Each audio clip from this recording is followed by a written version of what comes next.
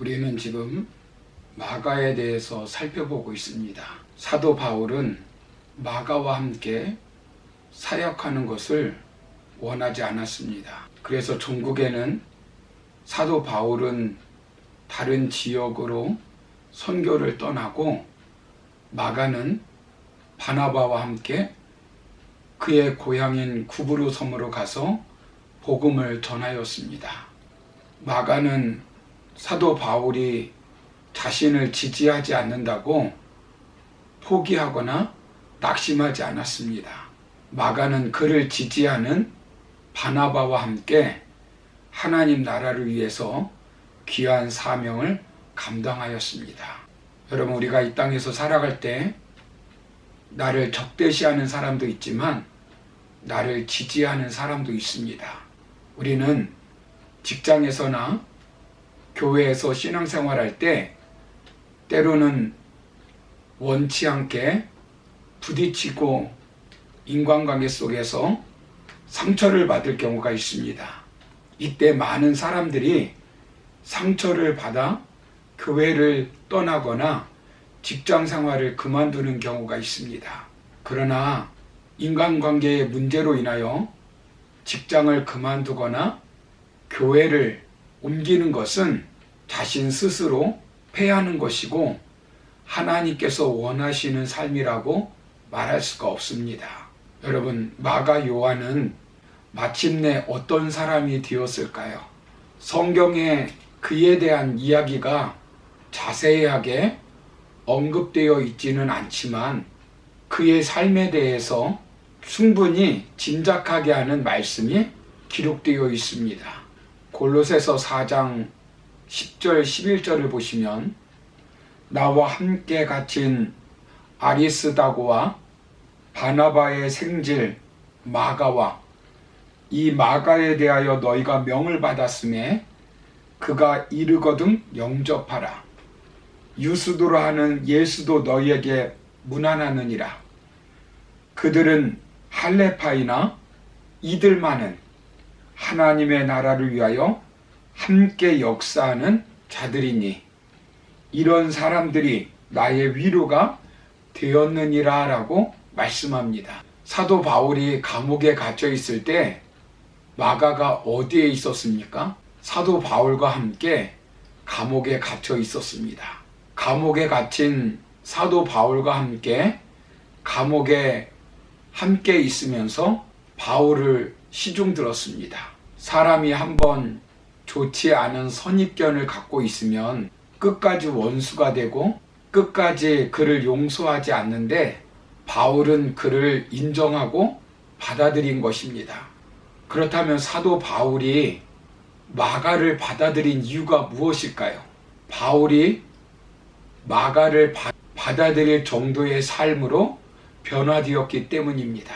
바울은 마가와 같은 사람이 자신에게 위로가 되었다고 말하고 있습니다.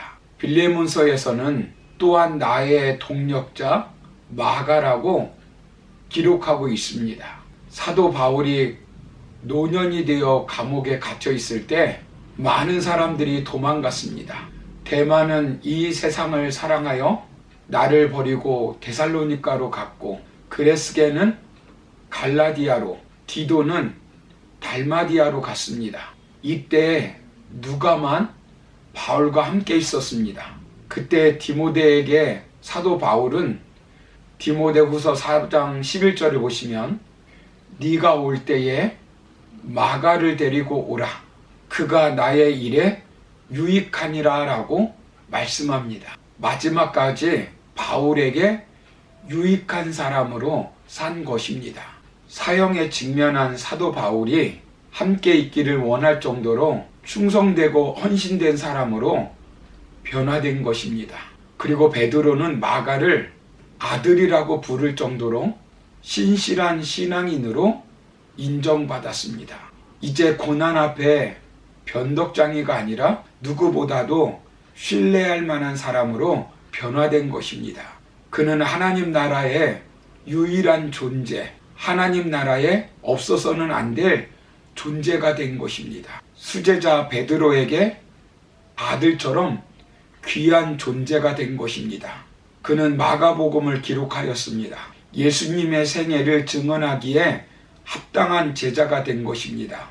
그는 자기 집 다락방에서 예수님과 제자들의 마지막 만찬을 목격한 사람입니다. 그리고 그는 자기 집 다락방에서 역사적인 성령 강림을 목격한 제자이기도 합니다.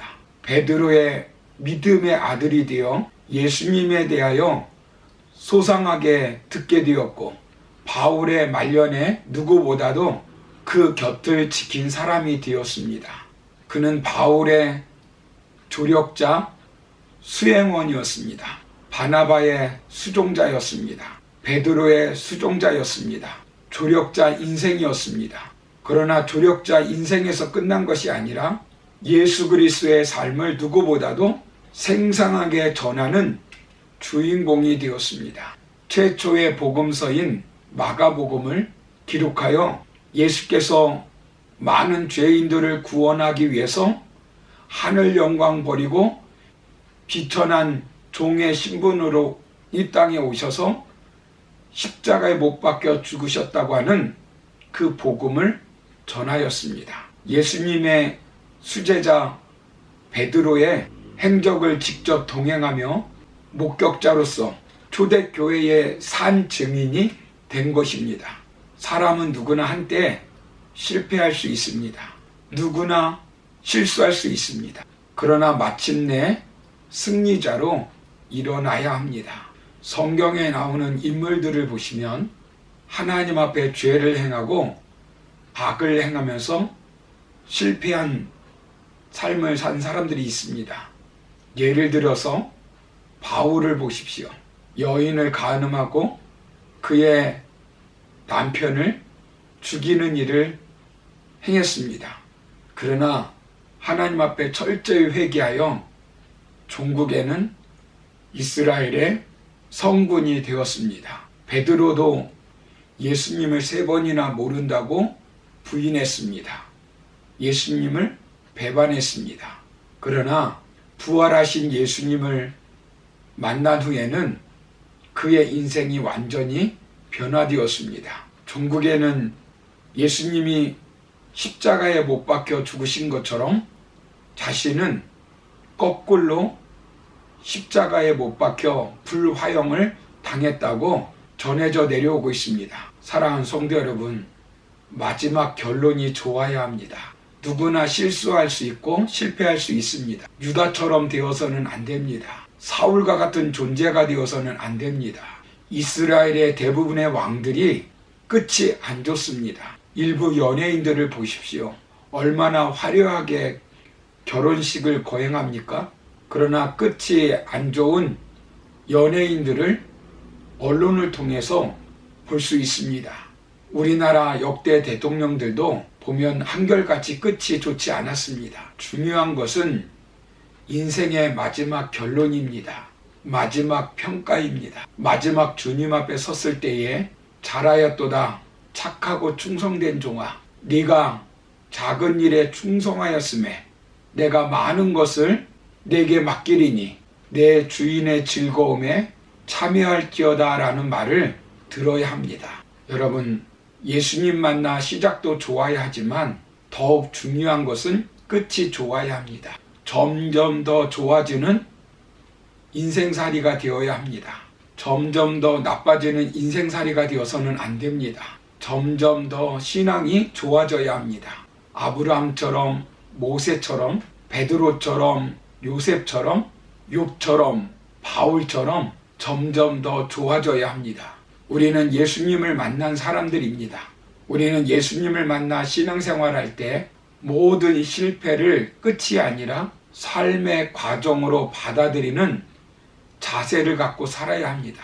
그리고 우리는 나를 싫어하는 사람이 아니라 나를 지지하는 사람들과 함께 다시 일어나는 자기 효능감이 있어야 합니다. 그리고 우리는 신앙생활할 때 마침내는 유익한 존재로 평가를 받는 삶을 살아야 합니다. 이처럼 마가의 삶을 통하여 저와 여러분들도 하나님께 인정받고 사람들께 인정받아 하나님께 영광 돌리며 쓰임받는 저와 여러분의 삶이 되기를 주의 이름으로 축원합니다. 감사합니다.